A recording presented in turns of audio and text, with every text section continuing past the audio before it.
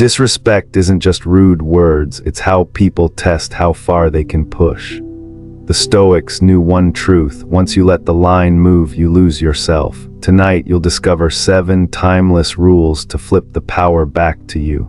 How much better to heal than to seek revenge from injury. Every time you swallow an insult, every time you laugh off a cruel remark, every time you say nothing when someone takes advantage, you teach them how to treat you.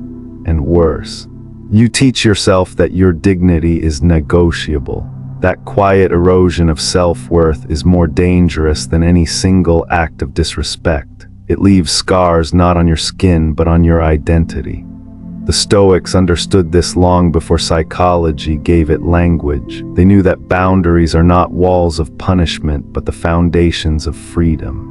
A person without boundaries is like a city without walls, open to every invader. But a person who lives by clear, calm limits becomes untouchable. They are respected not because they shout louder, but because their presence carries weight.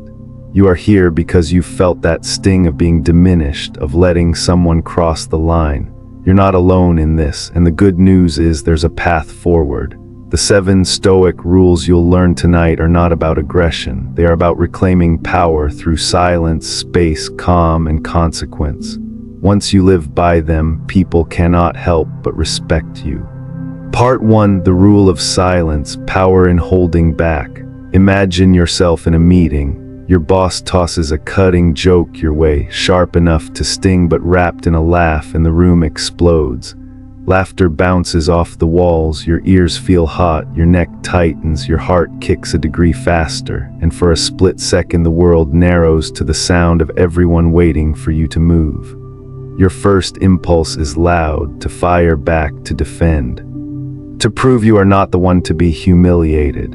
Instead, you do something harder and more precise. You pause, you keep your face calm, your posture steady, your lips sealed.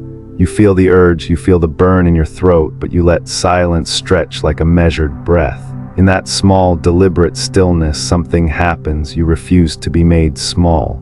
Remember, Zeno reminds you, better to trip with the feet than with the tongue. Words let you be pulled into someone else's drama.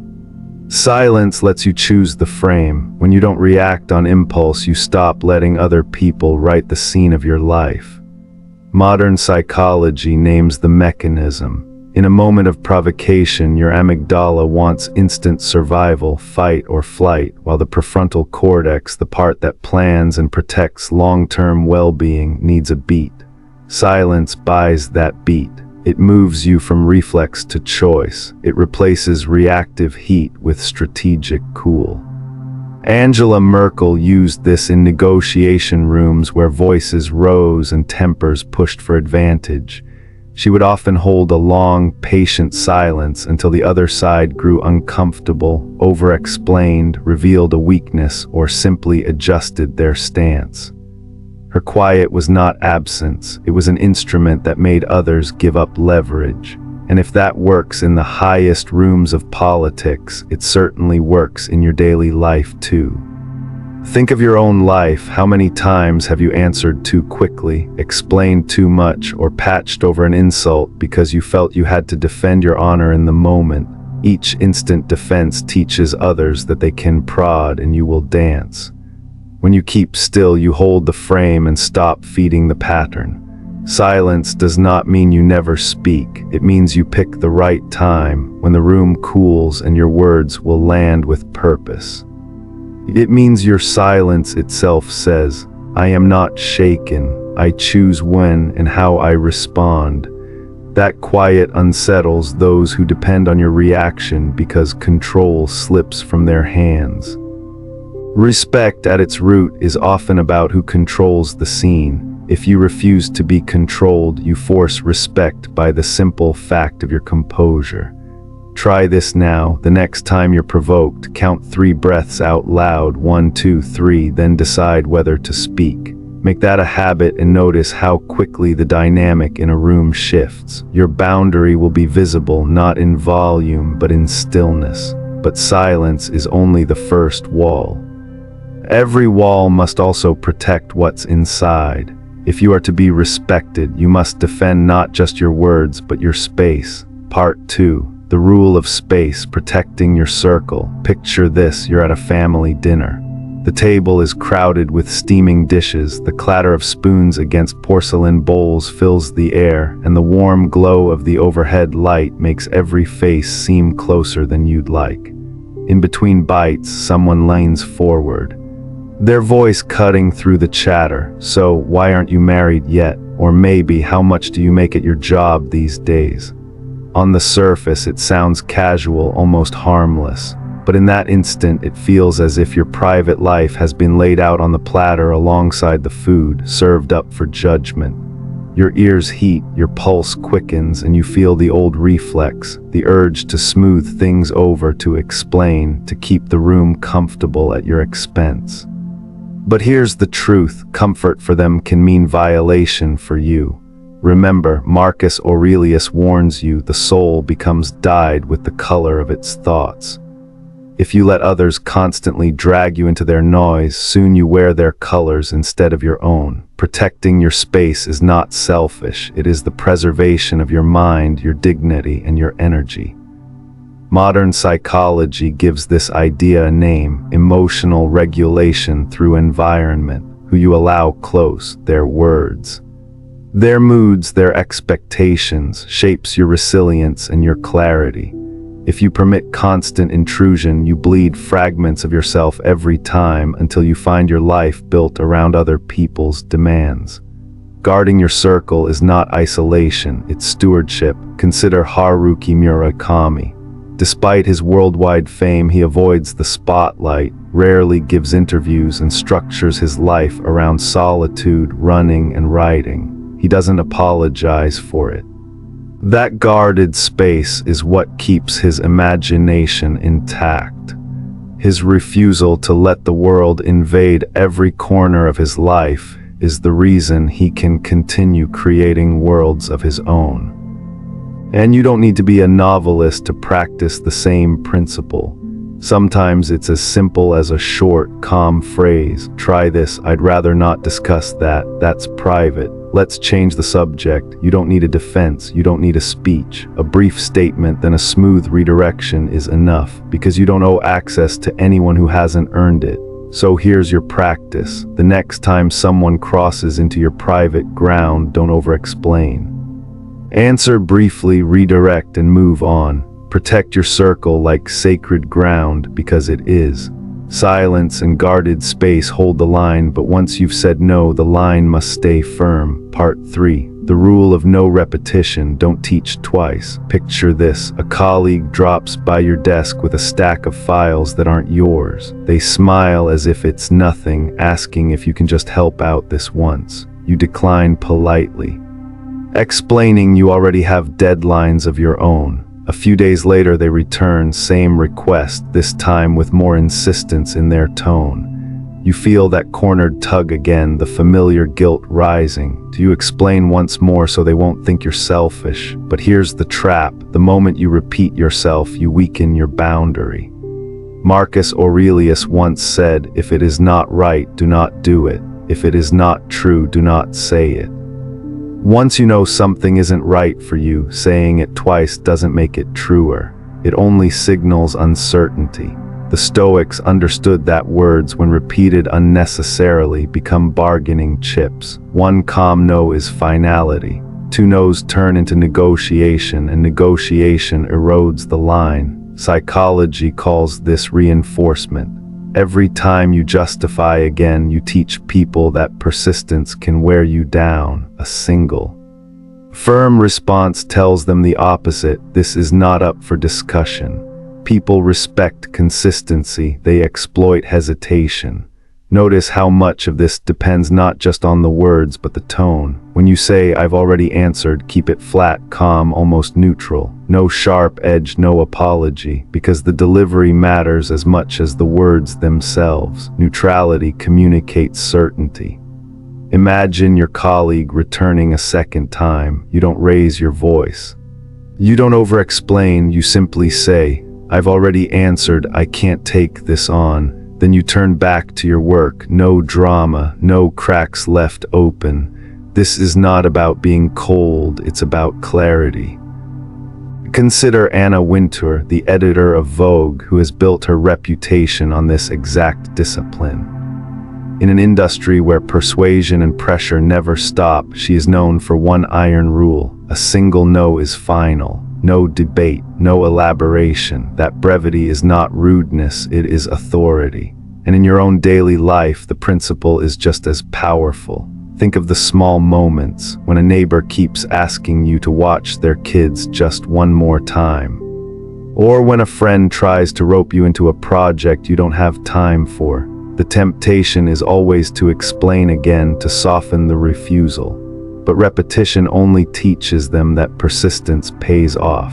A calm, neutral line teaches the opposite, that your boundaries are not suggestions. So here's your practice. The next time you feel pressured after you've already said no, resist the pull to justify. Keep your answer brief, neutral, and final. I've already answered. That's enough, because every repeated no loses authority. But a single no held with calm conviction teaches others that your dignity and your time are not up for debate. And yet, even when you refuse to repeat yourself, disrespect often doesn't stop there. Sometimes it tries to provoke your emotions. That is when calm itself becomes your greatest weapon. Part 4, the rule of calm response. Fire dies without fuel. You post something online and the comments begin. One stands out, a string of insults aimed squarely at you. Your chest tightens, your pulse climbs, your fingers hover over the keyboard, ready to strike back with a sharp reply. The desire to defend yourself, to humiliate them in return, burns like dry wood waiting for a spark. But then you stop, you breathe, and instead of pouring paragraphs of fuel onto the fire, you choose calm. You answer briefly, or you answer not at all, and just like that, the flame fizzles. Epictetus once warned, any person capable of angering you becomes your master. The moment you react in rage, you hand them the keys to your mind. Their insult is just a spark. Your reaction is the woodpile. Without your fuel, the fire cannot burn. Here's the caveat though, calm does not mean passivity. It's not surrender, it's strategy. Calm is the difference between wasting energy in an unwinnable shouting match and keeping your ground with quiet authority. To stay calm is to act, not to collapse. Modern psychology calls this control over emotional contagion. When you react with heat, you confirm to the provocateur that they succeeded. They got under your skin, but when you stay composed, you interrupt the contagion. You keep your nervous system yours. That is power. Few public figures model this better than LeBron James. Across 2 decades, he has faced relentless criticism. Fans booing, commentators dissecting his every move, opponents mocking him to his face. And yet, LeBron rarely fires back in anger. More often, he smiles, shrugs, or walks away. He saves his answers for the scoreboard. His dominance speaks louder than rage ever could. His calmness is not weakness, it is the loudest possible response, and you can practice the same. The next time you're provoked, whether it's a coworker's snide remark, a stranger's insult online, or even a heated text, try this. Wait 10 minutes before replying. Let the heat pass, or better yet, type a short neutral line you can reuse. Such as noted, or I'll leave it there. Calmness isn't silence for its own sake, it's the decision to answer on your terms. So here's your practice. Build a ready response you can deploy without heat, or create the habit of waiting before you type. Every calm choice you make is a refusal to hand over control. Calm diffuses the spark, but if the fire keeps finding fuel, sometimes you must step out of the room. Part 5. The rule of withdrawal, walking away as punishment. Picture this, your workplace has grown toxic. The group chat buzzes with sarcasm, the glow of your phone lighting up with messages that sting more than they amuse.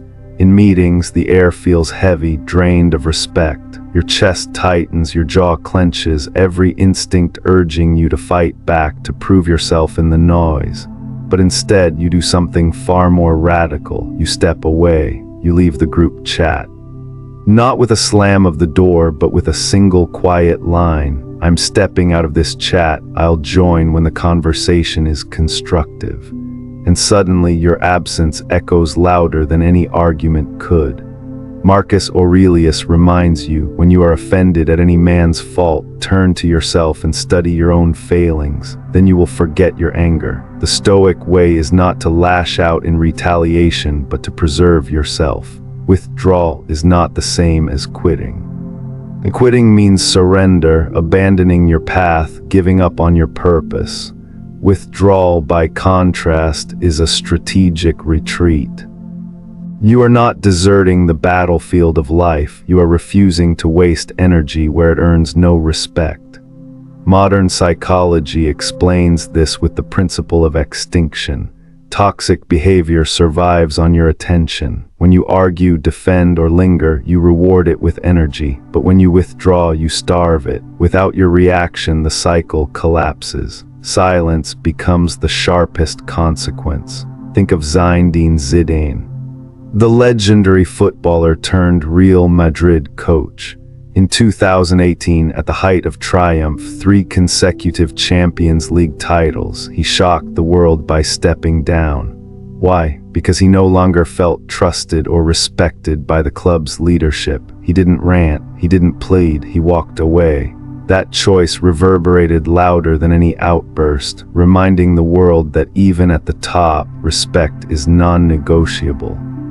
Your own withdrawal doesn't need a press conference. Sometimes it's as small as muting a thread, leaving a dinner table early, or declining to join a conversation that corrodes your peace. The strength lies in doing it without fanfare. Afterward, watch how others react. Some may try to pull you back, some may grow uneasy, others may finally adjust their behavior. Their response tells you everything about whether the space deserves you again. Your practice is clear. The boundary no one can argue with is leaving, not with rage, but with calm finality. Protect your energy by walking away when disrespect persists. Let your absence become the mirror in which others see their own behavior. Silence and absence make the point for you, and sometimes they make it more powerfully than words ever could. But boundaries are not just walls against others, they are also promises you make to yourself. Part 6. The rule of self-priority. Put yourself first. Imagine this: your gym bag is packed, your shoes by the door, and you've promised yourself an hour of training to recharge. Just as you're about to leave, the phone rings. A relative asks for a small favor, a quick errand, a lift, something that will eat right into your hour. You hesitate, your chest tightens with guilt. You hear yourself say, "Sure, I can do it," while the bag stays by the door untouched. You tell yourself it's only this once, but then it happens again and again. Before long, your priorities are the first thing sacrificed, while everyone else's requests dictate your life. The Stoics would say this is not a betrayal of others, it's a betrayal of yourself. Viktor Frankl, though not a Stoic but deeply aligned with their spirit, once wrote, "He who has a why to live can bear almost any how, but if you repeatedly abandon your why for others, you scatter your energy. You stop living with purpose and start living as a servant to circumstance. Nothing erodes respect faster than showing that your own commitments are negotiable. Here's a practical fix: block time in your calendar and treat it as non-negotiable. Call it your sacred hour. Whether it's for the gym, reading, or simply rest, and when someone pushes into it, you don't need excuses. You can simply say, "I can't, that time is booked." Tone matters. A no doesn't have to sound cold. You can pair clarity with empathy. "I wish I could help, but I can't tonight."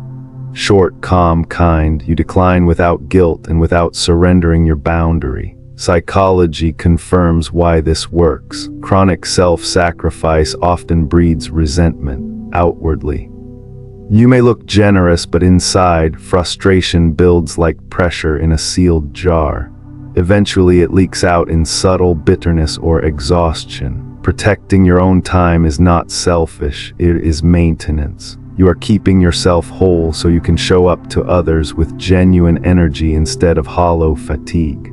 Look at Simone Biles at the 2021 Olympics. The world demanded perfection, yet she stepped back when her mental health wavered.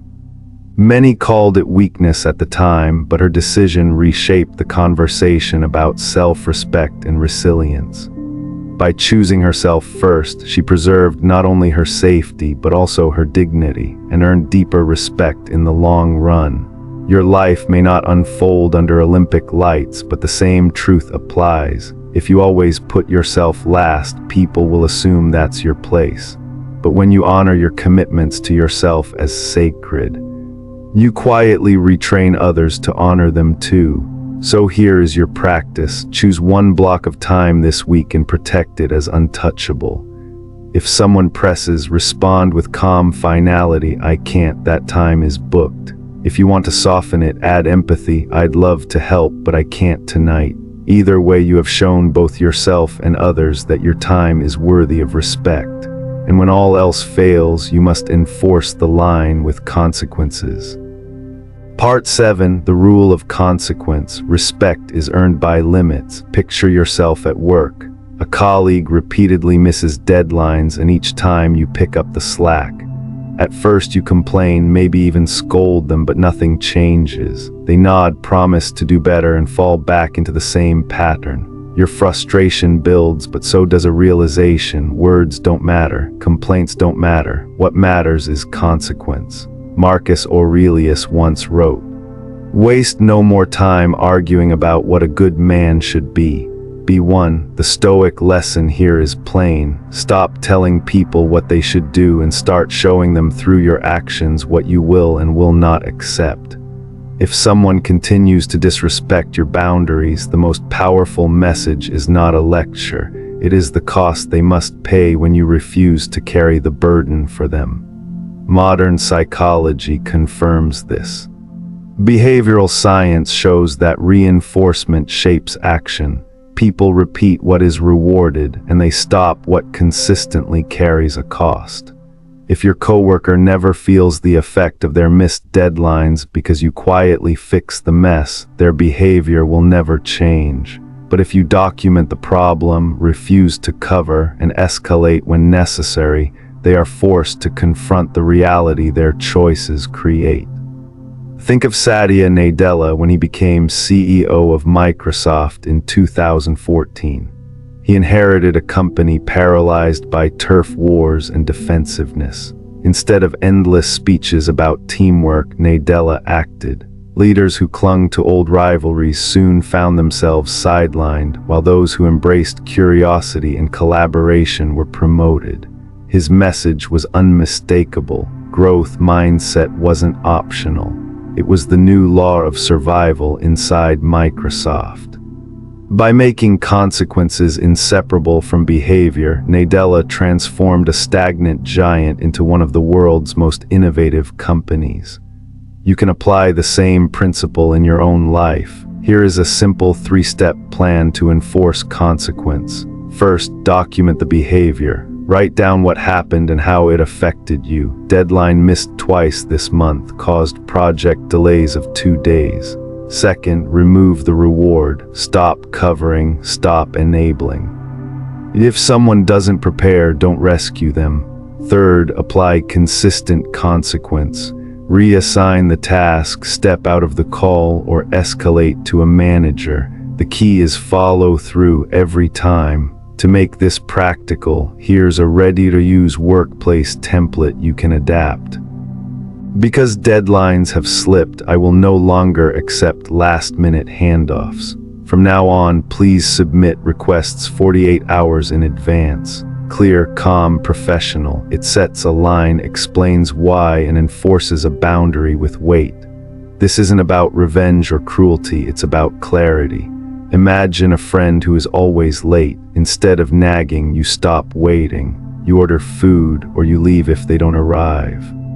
Or consider a family member who unloads negativity every time you call. Instead of arguing, you shorten the calls the moment it begins. The action becomes the consequence. A boundary without consequence is an empty line. On paper, it may look strong, but if it always collapses under pressure, people will learn to cross it freely. Your no only earns weight when it is tied to action, withdrawal, change, or removal of privilege. You are not responsible for controlling others. As the Stoics remind you, your control lies only within your own actions, but you are responsible for shaping the conditions of your own life. Consequence is not cruelty, it is the natural order of respect. Just as nature uses storms or fire to restore balance, you correct disrespect by removing the benefit that sustains it. In the end, respect is never demanded. It is cultivated through limits that carry weight. When your boundaries are backed by steady, consistent consequences, you don't need to raise your voice.